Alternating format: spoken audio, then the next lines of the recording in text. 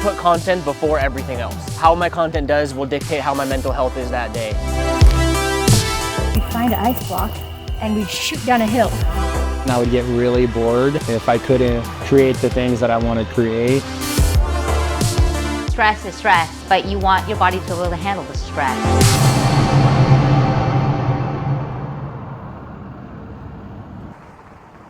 My son, Shiloh, and I are taking a little impromptu skate road trip. We're going up the 395, hitting a bunch of skate stops, skate spots. Along the way, we're going to stop at a professional skateboarder's house. His name is Garrett Ginner. He used to live in LA, but he recently moved up to the mountains. When we get to Garrett's house, for sure going to try and get a little interview with him. I want to know more about this life decision that he's made to move out of Los Angeles. Camera accessible at all times. Mammoth Park, Vulcan Brothers is like 2 minutes off the road and you're here. This place is beautiful. Ground's not too rough like other mountain parks, and there's just a lot of diversity here, so super fun.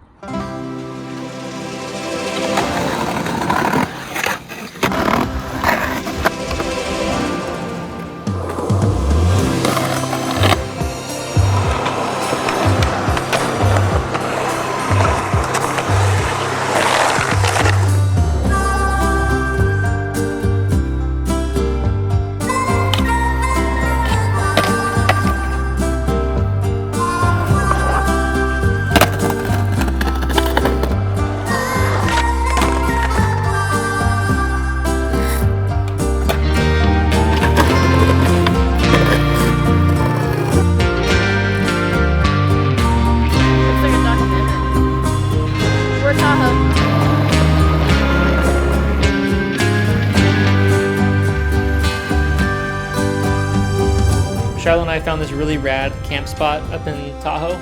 Surprisingly, we had no neighbors. Not sure what that was about, but stoked we found a good spot.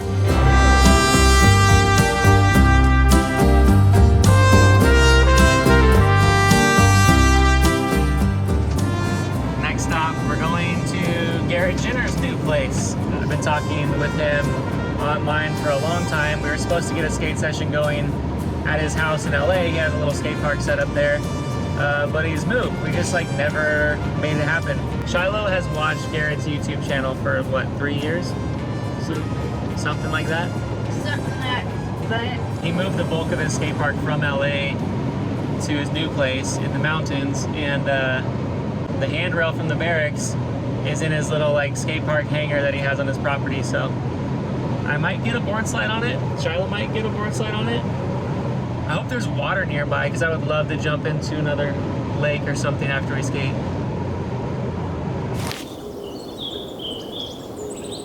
I've always just done social media and skateboarding. LA was always the hub for skateboarding. You know, that's where all the pros film their video parts. That's where the barracks was. That's like, oh, you want to be a pro skater? You're going to LA. And then YouTube kind of picked up as well, and that became my my main source of income and like my job. So LA made sense for a while.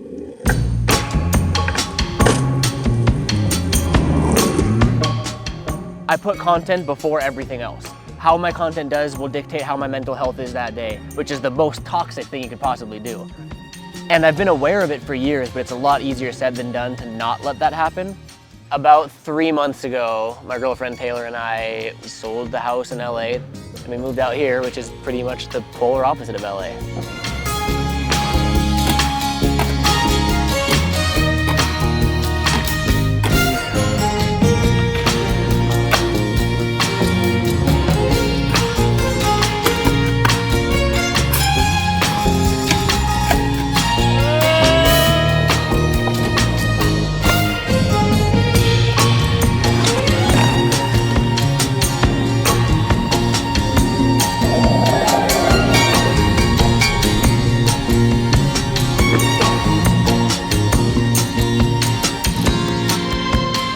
Rock bottom is when change happened. Depending on where you are at life, rock bottom can mean different things. But for content creators, rock bottom usually means burnout. That's when like you've reached a point where it's like you're no longer enjoying what you do. You're doing it because it's what you're used to or because you need to financially or whatever the reason is, but you don't enjoy it anymore. I think moving up here was the catalyst for a whole bunch of other change. And I think that just life-altering change made all sorts of other habits very easy to break. Like I quit vaping. I was vaping for almost 10 years. And I think it's easier to do that with this giant overarching change. Well, my biggest regret is not doing it 2 years earlier.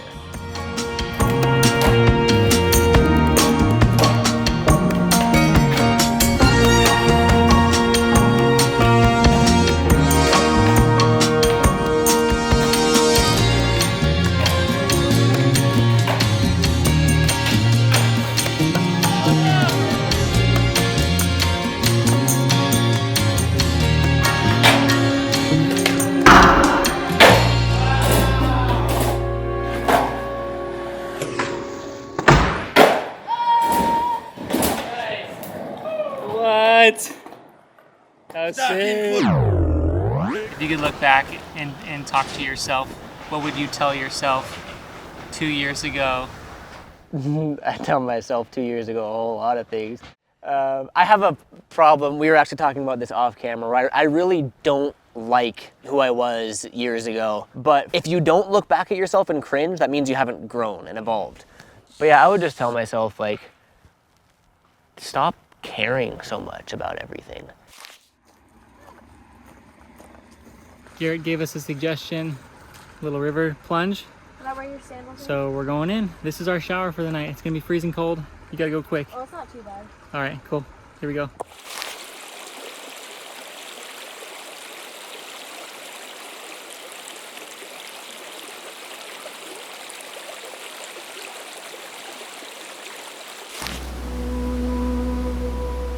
There are really simple things that you can do to help nurture your body and your mind, but somehow it becomes like a task when you're so busy. There's simple things like putting your feet on the ground, getting in morning light, getting in afternoon light. Those are three simple things to do. And they're accessible to everybody. It kind of puts your mind at ease. It's like, no, it's okay. I can take a few minutes to sit outside in the morning. I can take a few minutes to sit outside in the afternoon. Allowing yourself the moments to absorb from like nature, from the sun, from sitting on the ground, actually nurtures your nervous system. Your circadian rhythm becomes more balanced and your cells heal, and you actually feel a mental difference when you become like more attuned to that. Being on the ground has been really beneficial for me, and I think that your kids do what you do. You're modeling to them what's important, showing them that even if the day was busy, it's okay to like spur of the moment, go do something for yourself, and that it's important to pause and find that stillness in the day, which goes alongside like acupuncture.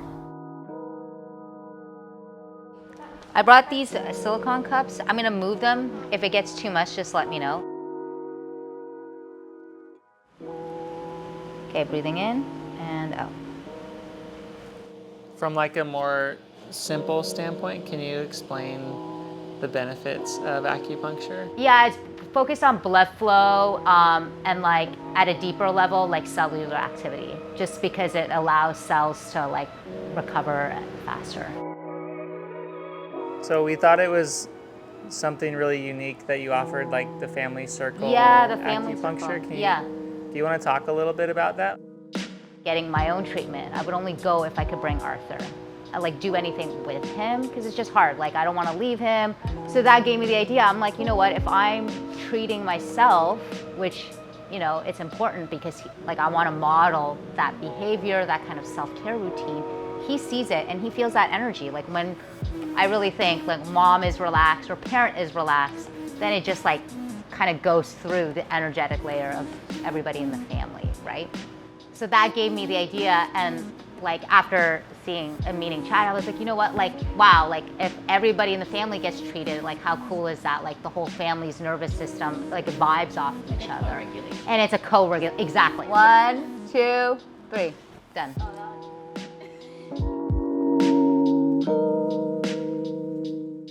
You can find me on social media on my Instagram, which is at Nina Jung. My home studio is in Poway, but again, if we want to do family circles, I'm willing to travel. Just message me and we can set it up.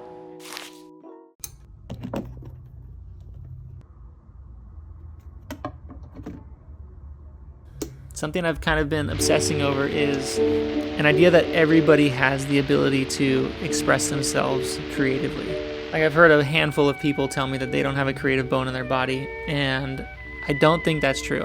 I think creativity is likely right where we left it.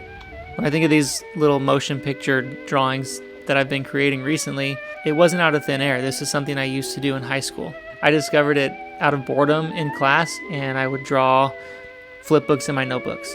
This is something that I walked away from years ago. And it wasn't until I was staring at a blank page again, trying to journal, that I found myself drawing again. When I started making these little creations, I realized that there's a feeling attached to it. I mean, it all comes down to one word for me. The word is wonder.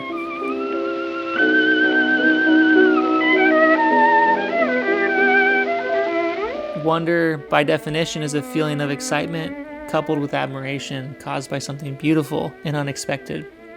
So it's a feeling, and as individuals, we're drawn to different things that make us feel this sense of wonder. It's like this want to understand. I don't know, I think it confirms for me that idea that everybody has the ability to express themselves creatively within them. Different things could come to mind for different people. I think that these things might be laying dormant, waiting to be discovered or waiting to be rediscovered through wonder.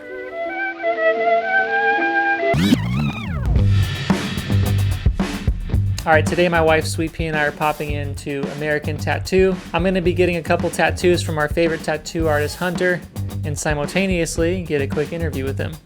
Apologies for the noisy tattoo gun. How long have you been tattooing for? I started working in a tattoo shop when I was 17 and I'm 37. What about tattooing specifically, like as an art outlet? Because you do other art too. What do you think made you want to stick with tattooing? I think it was just cool, you know? Like, first time you go to a tattoo shop, just cool. I love so much about tattooing, but the freedom of it all is, I literally can do whatever I want. I could tell people to f*** off if I want to. But yeah, I don't know. I don't think I could do anything else besides tattoo. Although I think I'd kill it as a postman. As far as like being a professional artist goes, you pretty much get paid for every piece you do. Yeah. Like, that's rare for an artist. If you weren't tattooing somebody, you would still be doing art. Yeah, I think I would still be painting or playing music or doing something creative for sure. I don't think I could do anything that's not creative. I think I probably have ADD and I would get really bored if I couldn't like be free to like do the things that I want to do and create the things that I want to create. Emotionally, I think it's the best path if you are creative, but yeah, financially, you can't tattoo forever. So it's a trade-off, you know? Yeah. I think we all think about stuff like that, like what we would tell our younger selves. Like, yeah, I would have done the same thing for sure. Yeah, I'd still tattoo.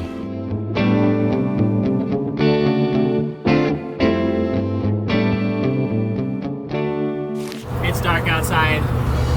We tried to do this last night, but as we were hunting for something that we needed, we realized that not many stores carry this thing anymore.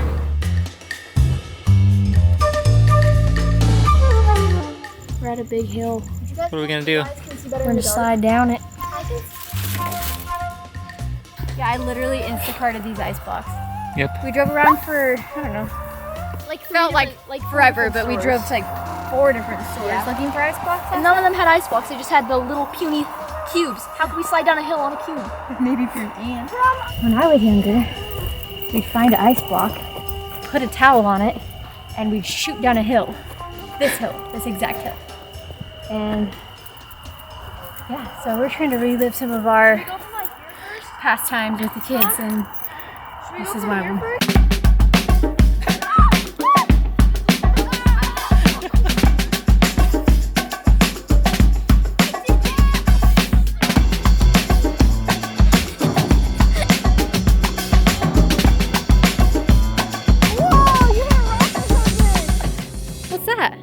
Did you just lay that? Yeah, it's my egg. Bok bok. Does it live up to its hype? It's pretty fun. Yeah. I thought it would hurt a lot more. It hasn't hurt yet.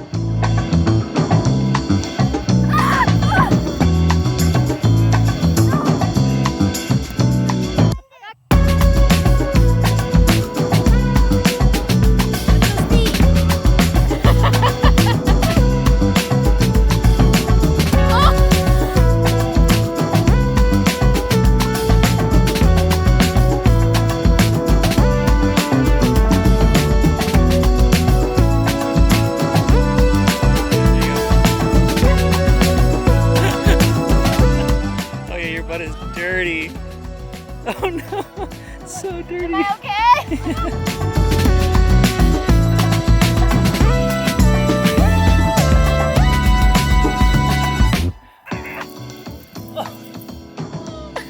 Fuel tags. Why is this sweaty?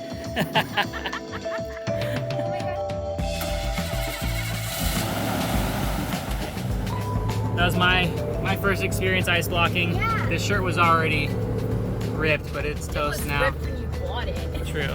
Ripped when I bought it.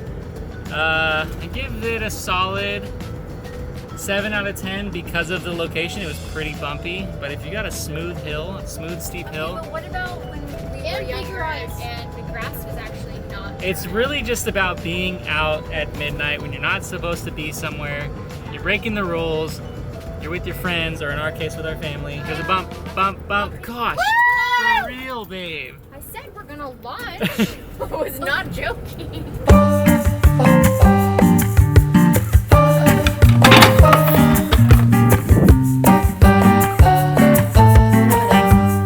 I've kind of been in and out of fingerboarding and fingerboard obstacles for like half a decade now.